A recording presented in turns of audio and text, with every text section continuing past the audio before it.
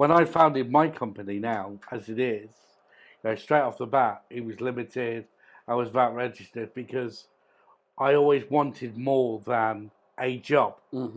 I always wanted to grow a business where I'd potentially have a few members of staff, and I'd actually be out there helping my community.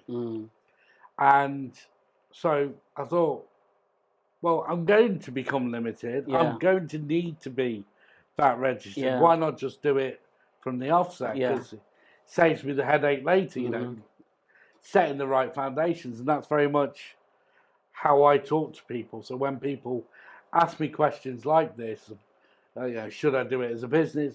Absolutely. If that's something that you want to go to. Do you want to do this full time? Do you want this to grow? For the UK right now, I know that you can trade £1,000 a month and HMRC will not ask you anything. So if you're doing the off, drop shipping or selling some artwork, or if it's less than £1,000 in a month, it's all right. You don't if that's the level you want it to be. Anything more than that, then you have to be self-employed.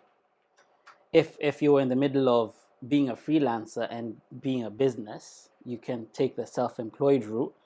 But then if you want it to grow more than that, again, you can now set up the company.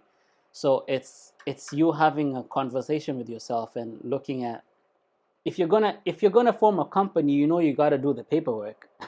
You got to talk to HMRC and them. So you don't just jump into it without thinking about what's this gonna be. Do you have to? No, you don't. You could carry on doing it as a side hustle, and as long as you're declaring your tax where necessary, you can do that as an individual without setting a company. Yes, you're absolutely right. Financially, after a certain point, then it becomes less of a decision and more of a must. But there's plenty of people out there that just dabble with stuff and they have their hobby business.